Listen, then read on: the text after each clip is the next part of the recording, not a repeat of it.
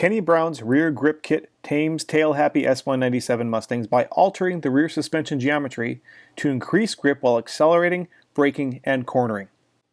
Besides lowering the rear roll center and increasing anti-dive and anti-lift geometry, the system eliminates 7 out of the 8 rubber bushings in the rear suspension to increase predictability and response. The result is a Mustang that's easier to drive at the limit and puts the power down better from a stoplight or out of a corner. The Kenny Brown Panhard bar kit lowers the rear roll center about 4 inches and replaces the factory rubber Panhard bar bushings with spherical rod ends. One side is left-hand thread, so the length of the bar can be adjusted without unbolting it. The Kenny Brown U-link, or third link, is a direct replacement for the factory upper control arm. We'll discuss how it's different from the factory piece later, but it's a simple, critical piece of the rear grip kit. A spherical rod end is used at the front, and the factory rubber bushing is retained at the rear to minimize noise, vibration, and harshness. More race-grade spherical rod ends are found on the double adjustable aluminum rear lower control arms. Not only do these arms include spaces to align the control arms to the center line of the chassis, they also shave over 4 pounds off the rear suspension. Like the Panhard bar, one end is left-hand thread for easy adjustment. The anti-squat traction brackets move the rear lower control arm mounting point down about 2 inches to increase grip when launching at the drag strip or out of a corner. These are especially important if your Mustang has been lowered, as these brackets correct the instant center location to restore anti-squat geometry lost when lowering a Mustang. The rear grip kit installation is so straightforward that we're going to install it on this 2012 Mustang in a driveway on jack stands. First, jack up the Mustang and support it securely on 4 jack stands. This process is especially easy if you have a set of Kenny Brown jacking rails. Yes, that's a product plug, but if you've ever tried to jack up one of these cars, you know how hard it is without a frame lift. Jacking rails makes this job infinitely easier. Do yourself a favor and get some. Whenever your car is on jack stands, always remove the wheels and put them under the car. So if the car happens to fall off the jack stands, it'll fall on the wheels and not on you. Use a floor jack to support the front part of the differential. Then squeeze and release the clips that secure the back seat to the floor and remove the back seat cushion. Then using a 5/16 or 24mm socket, remove the bolt securing the U-link to the floor pan. Then use an 18mm socket to remove the remaining 2 bolts that secure the U-link bracket to the floor. Use a 21mm socket to remove the control arm nut from the differential mount. After pulling the bolt out from the differential end's rubber bushing, route the factory upper control arm module out from under the car. With the factory control arm module removed, let's compare it to the Kenny Brown setup. Obviously, the factory arm's rubber bushing is replaced with a spherical rod end, but also note that the Kenny Brown U-link's geometry is different than the factory piece.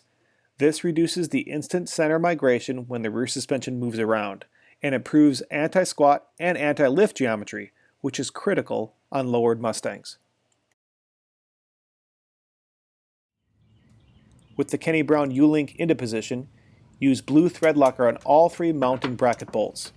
After loosely installing the bolts, tighten the 2 rear mount bolts to 85 foot-pounds and the bolt inside the car and on the differential to 129 foot-pounds. Next up are the control arms. We used the locking pliers to free the parking brake cables from the caliper levers. Then remove the retaining clip to free the parking brake cable from its mounting bracket.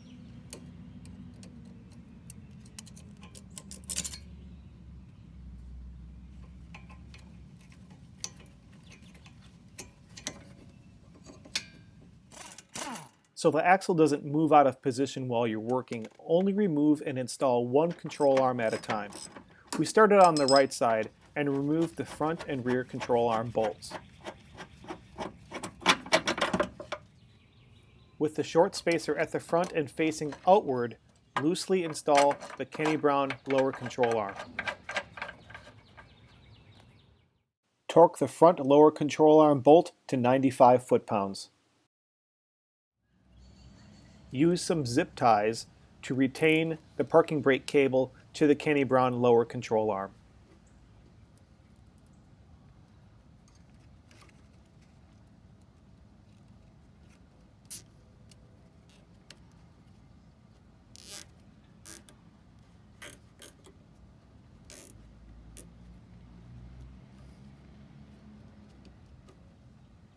After you're done, repeat the control arm removal and installation process for the other side of the car.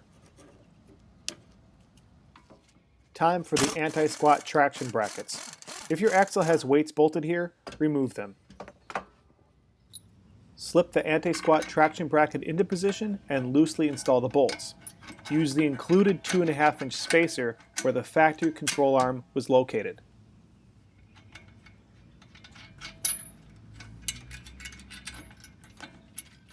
Loosely install the 12mm bolt at the top hole of the bracket and use the remaining 9/16 bolt for the new lower control arm pivot at the bottom.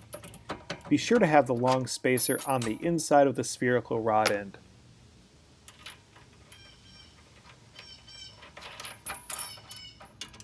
Torque the top 12mm bolt to 59 foot-pounds. Torque the remaining 9/16 bolts to 95 foot-pounds. Use 2 open-ended wrenches to verify that the jam nuts are tight. With the lower control arm and anti-squat traction bracket installation complete, the last aspect of the Kenny Brown rear grip kit is the Panther Bar and rear roll center relocation system. First, remove the rear sway bar and end links completely from the car. Kenny Brown doesn't recommend reinstalling the rear sway bar with the rear grip kit, so just set it aside. Next, remove the 2 bolts that hold the rear Panhard bar to the chassis side and also the axle side. We had to use a pry bar to pry it out of the chassis bracket. Then, remove the bolts for the factory Panhard bar cross brace and remove the brace.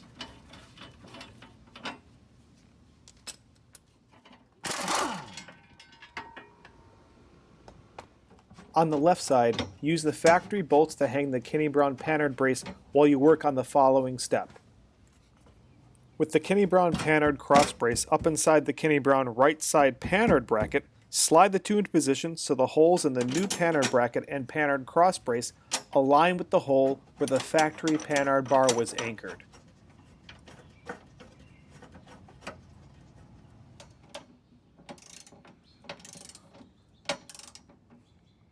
With everything bolted up, tighten the left side chassis bolts to 46 foot-pounds and the right side bolt to 129 foot-pounds.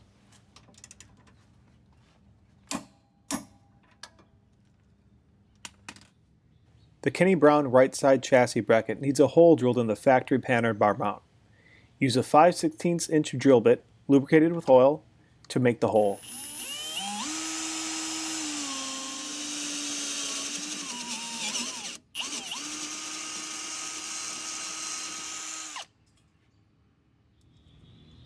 Use the included hardware and torque it to 14 foot-pounds.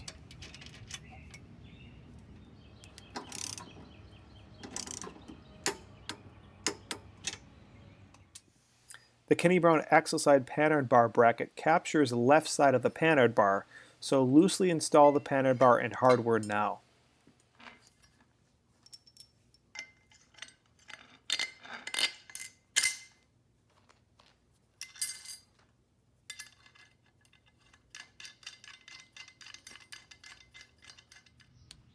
Slip the Kenny Brown axle side Panhard bar bracket around the factory bracket until the upper hole aligns with the factory Panhard bar mounting hole.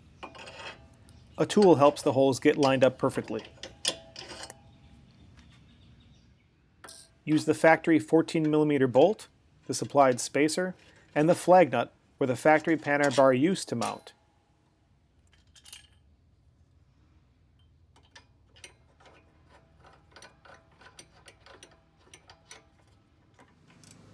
Torque the factory 14mm bolt to 95 foot-pounds.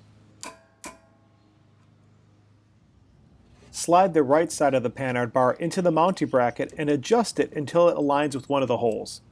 We chose the upper hole so the bar would be close to level on our lowered Mustang.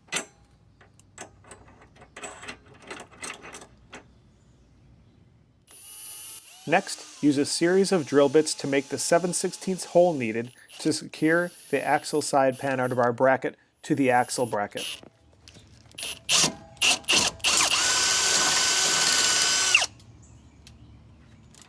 Torque the supplied fasteners to 41 foot-pounds.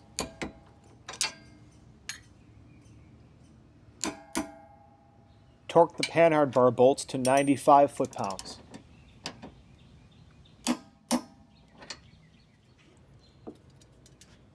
The Panhard bar needs to be adjusted so the axle is centered in the chassis with the car at ride height. We drove the rear of the car up on some ramps and adjusted the Panhard bar length until the tire to fender gap was the same on both sides.